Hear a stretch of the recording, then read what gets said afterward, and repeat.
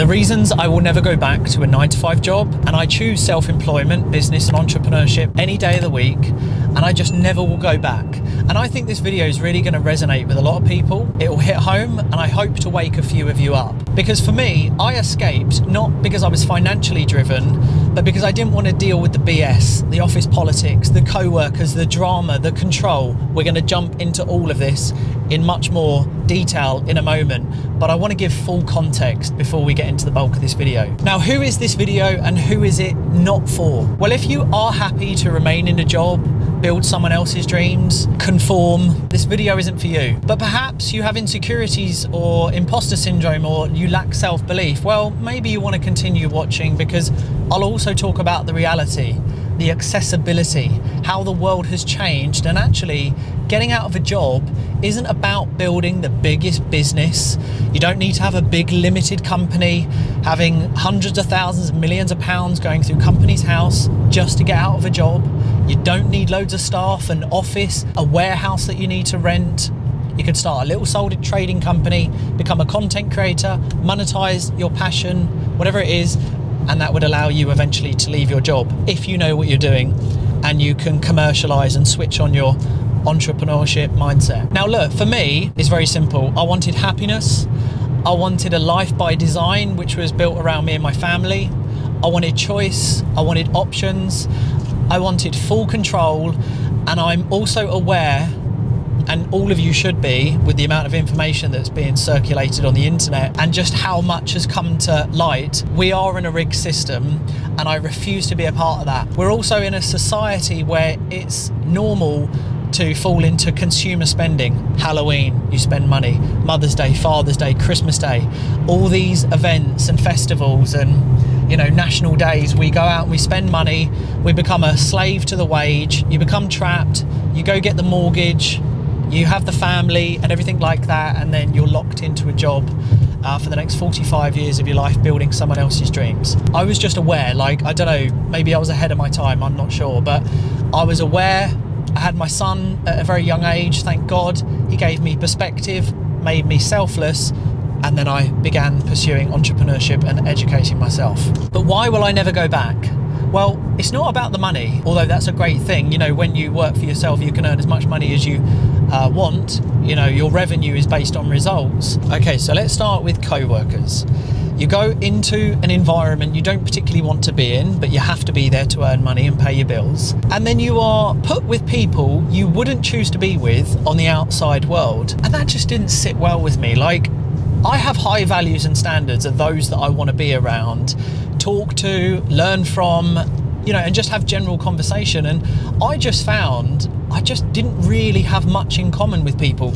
Yes, I got on and I was polite and I had some good banter, but ultimately we didn't share the same visions, we didn't have things in common. And I suppose, again, I was just aware of this, and I wasn't comfortable spending 40 hours a week with people who will backstab, they'll brown nose, they'll have alter egos, they will play people off against each other. You know, it is very dog eat dog. I talk about the employed world like a pyramid. Starts very wide at the base, but the higher you go up, it becomes very acute as you go up in promotions and people are snapping at your heels. You know, you have to remember, co-workers are driven by the wage at the end of the month, and they will typically, 90% of co-workers will do everything and anything they need to in order to survive in their job, which means if you're in the firing line, they will throw you under a bus. I don't care what anyone says about, well, I love my co-workers, I trust them, we back each other, we've become lifelong friends.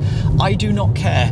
If both of you are in the workplace and push comes to shove, they will throw you under a bus, period. Because they are feeding their families, they are not feeding yours. It is very, very, very rare, and I do understand there are some occasions where you can create real friendships, but you have to, again, share very similar values and have the same standards in life, and then you might match up. But 9 times out of 10, you are going to be surrounded with people who do not have your best interests at heart, and they are there serving themselves first. But if we look on the other side of entrepreneurship, oh my God, what a different world. Collaborative, supporting, You know, I have friends who are other business owners and they just ring you up. Is there anything I can do? My guy at Melit Parfums sent me down a load of, you know, like sprays and aftershaves and just said, look, buddy, I just want to send them to you. I have Matt Fidesz ring me up the other day asking how business is going. Matt Fidesz is super successful. I have friends that literally do millions upon millions of pounds in terms of business revenue who are well ahead of me, just constantly asking, do you need anything? Or next time you're in London, come up and see us and pop into the office. And it's so collaborative and supportive. And at times it's so overwhelming with how nice entrepreneurs and other business owners are. But there's this misconception that successful people are like Scrooge and bar humbug and bad people and they steal from the poor. And honestly, unless you step into the world and you go start networking in London and put yourself around these people, you will look back at your job and you will think, why on earth am I putting up with these negative, toxic people who just constantly play this political corporate poker game trying to do one over on everyone?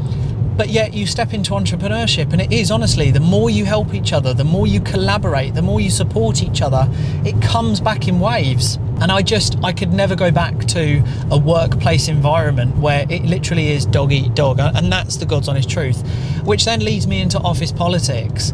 I could not stand office politics. I mean, it drove me mad, the amount of people that would literally play the draining game of politics. And some people even get off on it.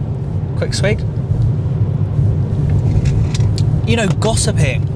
For some people, they actually get off on gossiping and talking behind each other's backs, and it's just draining. And I mean, I used to stay out the drama and I would never get involved in it because, like I say, I would live by my motto, last one in, first one out. I'd do my job, do it efficiently, and then I'd go home, and I was just constantly working on myself until the day I could leave.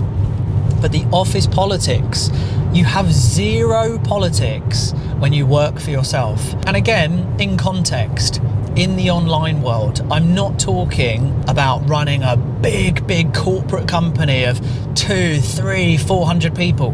That's not what I'm referring to in my videos. Again, full context, online business, lean scale up, freelance, remote workers. Yes, I have team members, but they're remote, they're freelance, they're entrepreneurs themselves, they work their own times. That's what I'm on about. There's zero politics. At the moment, I have 7 team members within my personal brand. Within our events company, we have up to about 11 people at any one point working. Zero politics. Zero.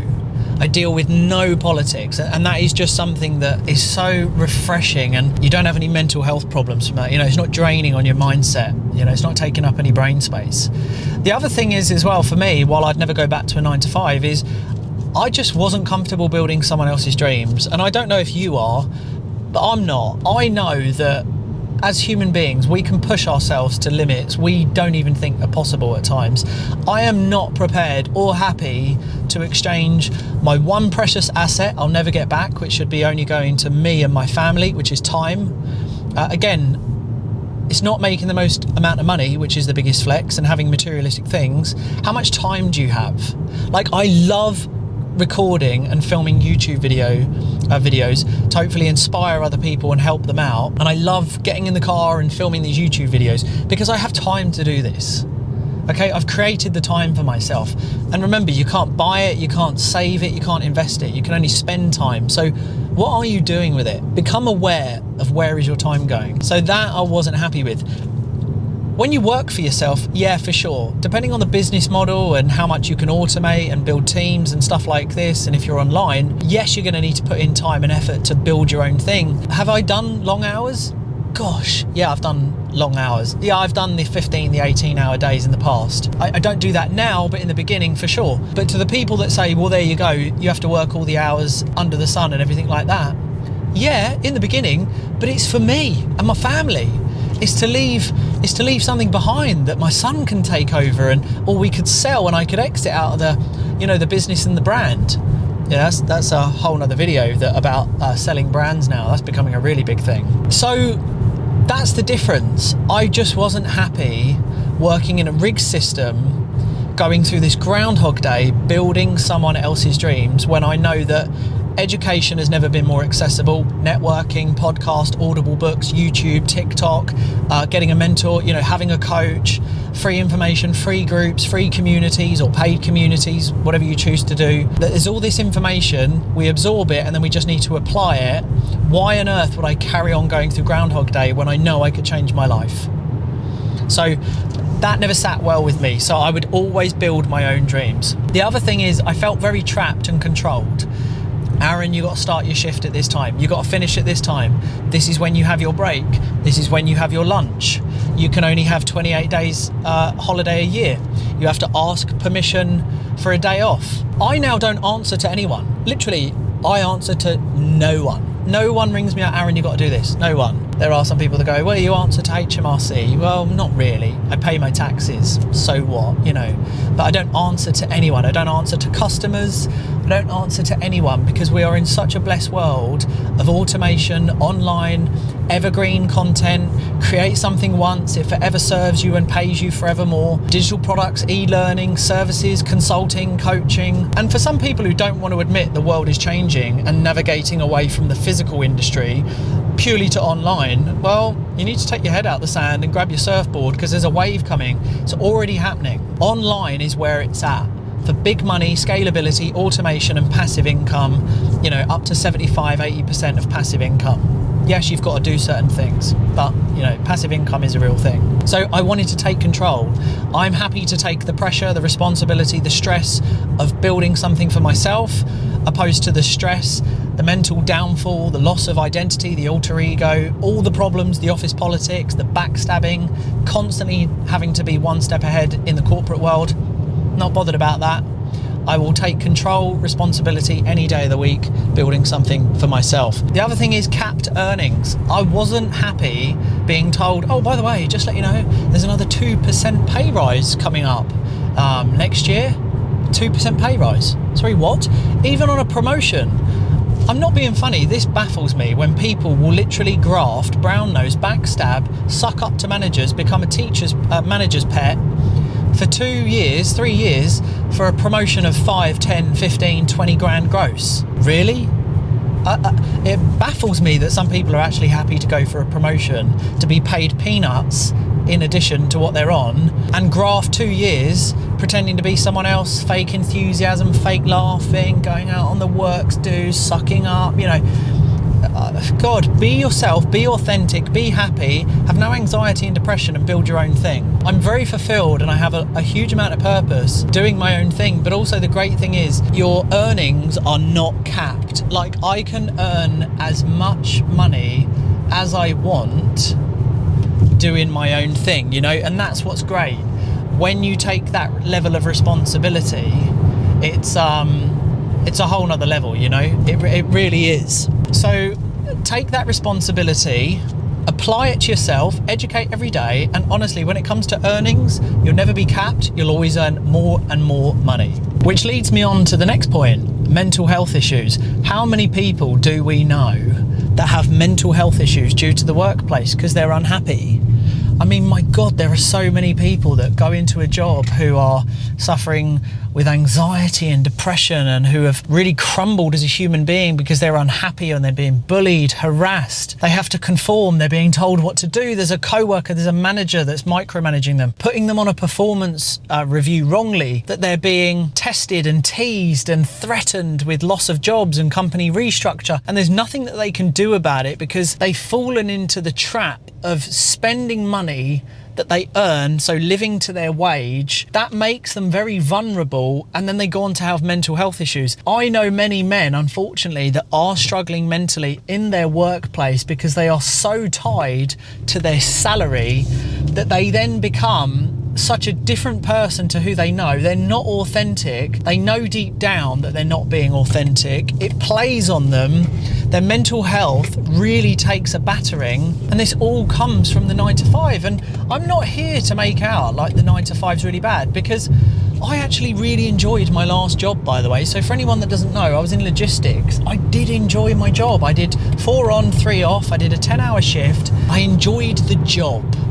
and it got me buying it, served a purpose, but I did not enjoy the politics. I did not enjoy everything that I've said. And now that I do work for myself and I am responsible for everything that I do, which I'm happy to take that responsibility, I know I will never go back because I have too much opportunity, too much potential. My network is honestly such a blessing, and I know that if I ever got in a spot of bother, or I come against a hurdle that I'm not sure how I can jump over, or I hit a bottleneck in my business, I know that the support and communication is there to be had.